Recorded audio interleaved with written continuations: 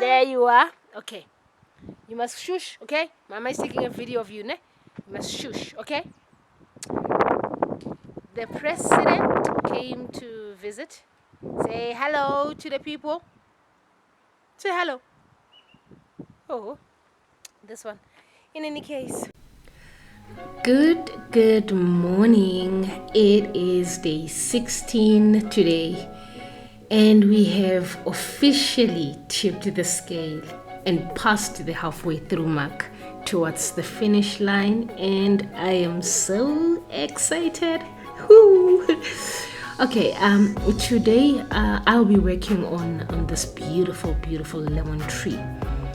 We will be cleaning the lemon tree patch and these funky looking bricks at the bottom, and maybe also just look into clearing the weeds inside there. And whilst on it, the other plan is, since the tree is standing a little bit skew, I will try to almost support it so that it really starts growing straight, you know. And I really hope that it would actually bend towards standing straight. So yeah, that's what will be happening today. And for day 16, I also just thought, just to celebrate, you know, maybe I could just get myself a bunch of roses to really celebrate this milestone. I mean, literally, we have passed through the halfway mark, of which is 15 days. So, a win. It needs to be celebrated. What do you think? But first, let's go and have a look at the progress to our seedlings. An update on our seedlings. I have not watered these guys today. This is cucumber. As you can see, it's starting to nicely sprout. Oh la la, that looks very nice. As you can see here, it's the butternut, and if you can literally see here, it's a crack. It's showing that it wants to come through. One is already coming through, and our tomato is also doing the most. Here's another one here. Here's another one here. More of the tomato sprouting through. That's lovely. Oh, look at the watermelon. Look at the watermelon doing the most. Okay, this is definitely a weed. Let's just pull it out. Oh my goodness me, this looks amazing. And I hope you can see this crack here. And that's the okra. It's really coming through as well. It looks lovely. That's the garlic coming through as well. These are peas. Peas are also nicely coming through. These are beans. As you can see, the soil is coming up there. Let's just go in there. That's a bean, and that's more cucumber. One is sprouted and the other one is on its way. So there's definitely some movement. I haven't watered these guys today. Ooh, I think this was my worry. If you can remember, there was corn that I put on the ground and it didn't fly. But then look at what corn is doing now. Look at what the corn is doing. This is just amazing. This is just amazing. Look at that. Look at that. Okay, we have an eggplant coming through. Then this is morojo. Some kale doing the most today. Then the squash that wants to peep out there. This looks amazing. I am very much encouraged. This looks amazing.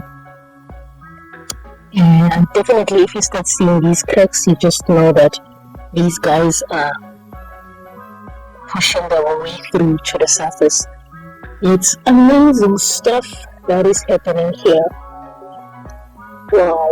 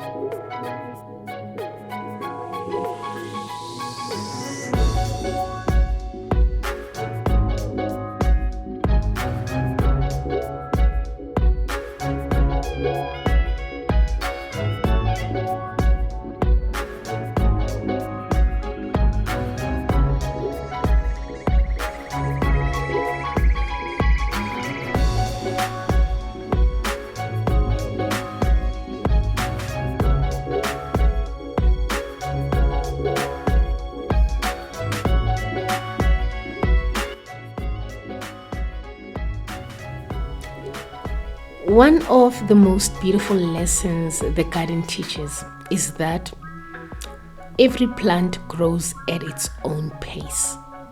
Some sprout quickly and bloom within weeks. Others take months or even years to reach their full potential.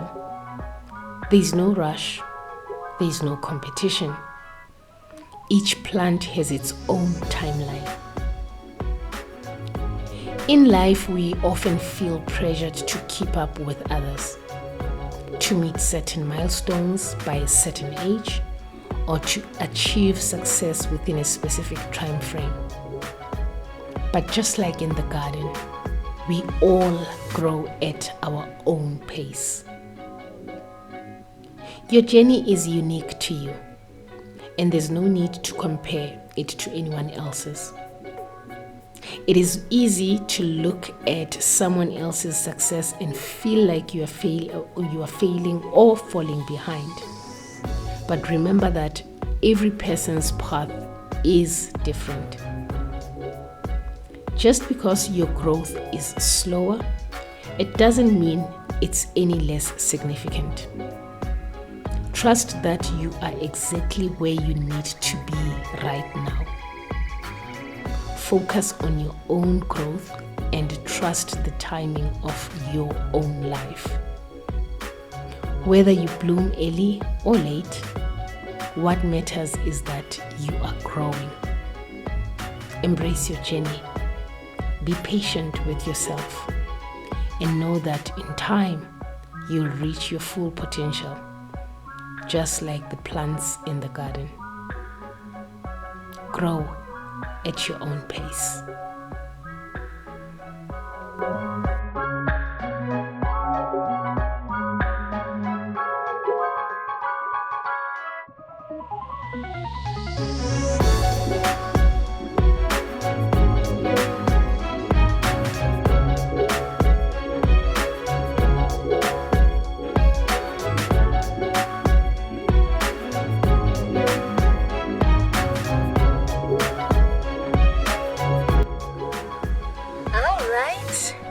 We are done with the tree. I will put the before just next to it, and this is the after. Let's get another nice shot. I think this is more like it. Beautiful, beautiful, nice, beautiful shot. All right, that concludes day 16. All right, we are celebrating the halfway mark. I got myself these beautiful flowers that I am going to put in the vases to celebrate us getting through the first 15 days. It's beautiful roses. This is red and yellow, as you can see, and this is just pure yellow. When you think about it, yellow is actually the color of creativity, and pinkish red is the color of love. So yeah, we're celebrating the creativity that has kept us this far.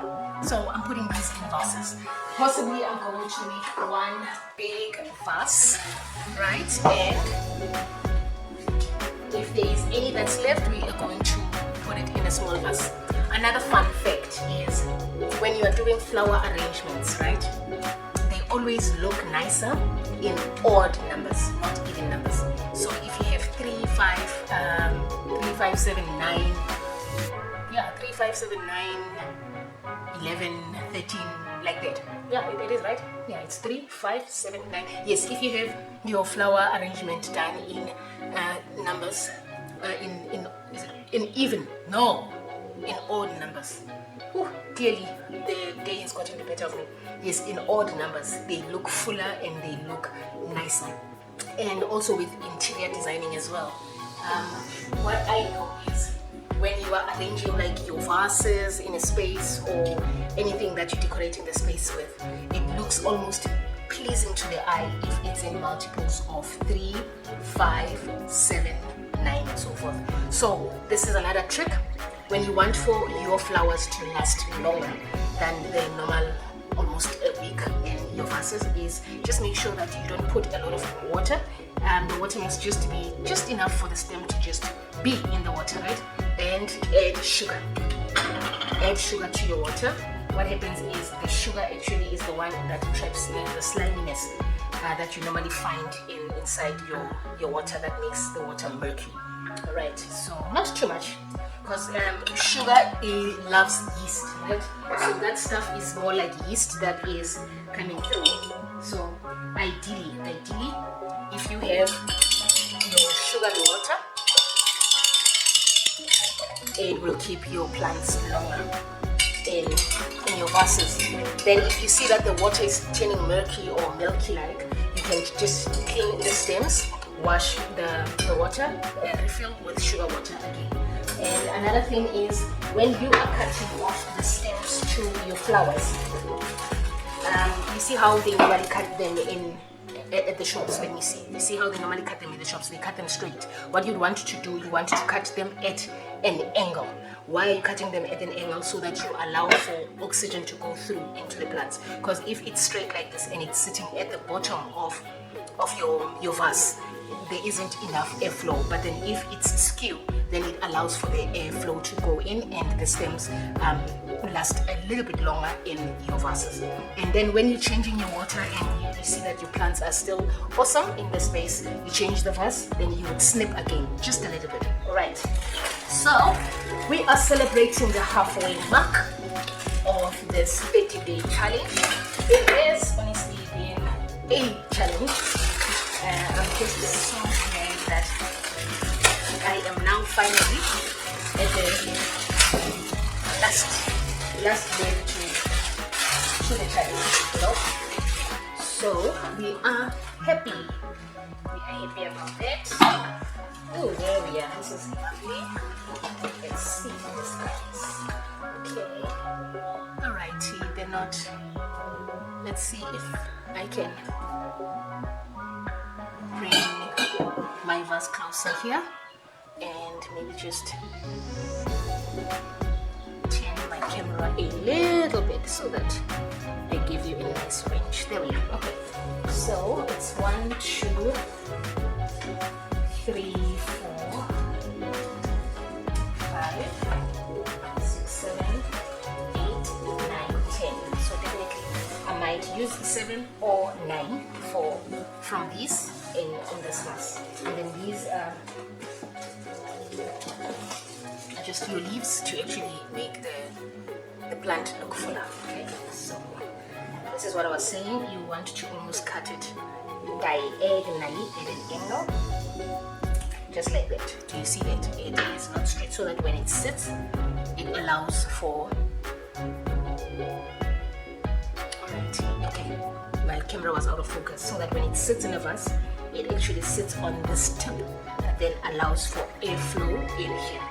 Alright, okay. I think I'm just gonna let them be this with and not do much to it. Alright.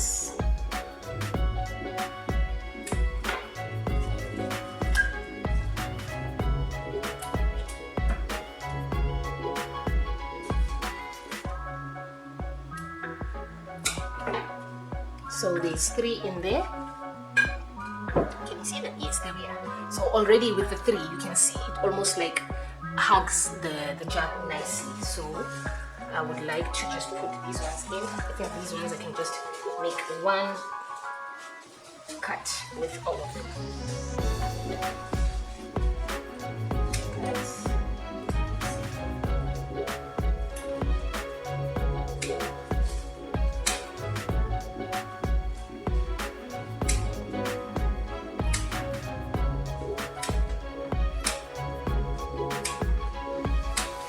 There we are. So this is just to add some volume to the bus.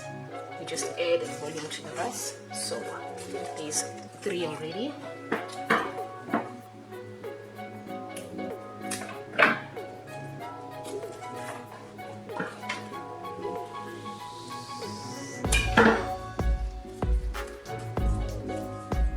Two, 4, 6. Let's do 7. Let's do 7 and fill the bus with some more of this beautiful greenery.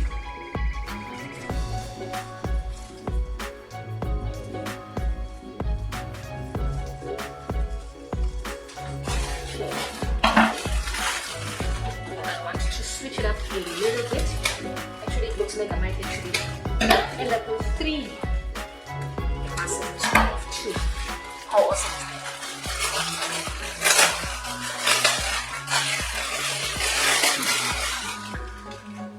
Look at these ones. Look at how pretty these are. You could just easily just put them in like that. But I would love to add color and just mix and match them.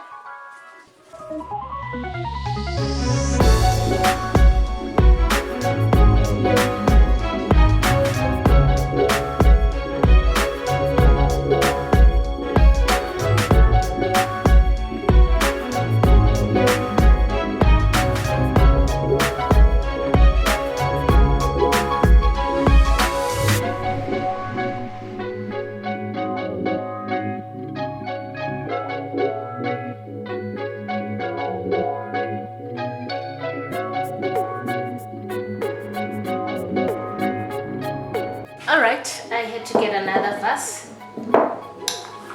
and yeah, I think these ones would do amazing in here, but then that's too tall, so perfect.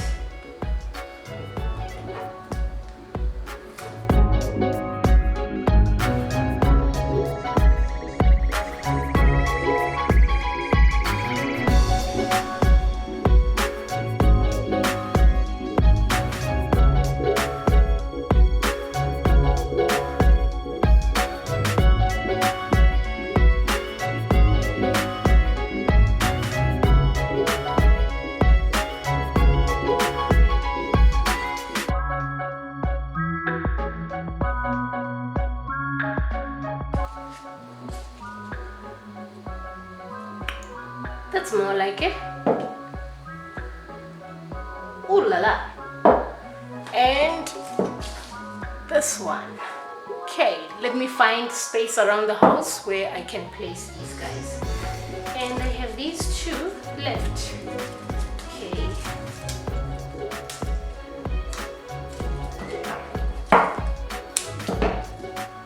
Can just maybe put it in there.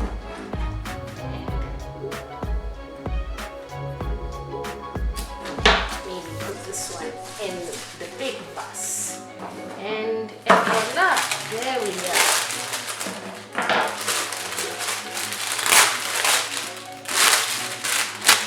And all of this goes into the compost.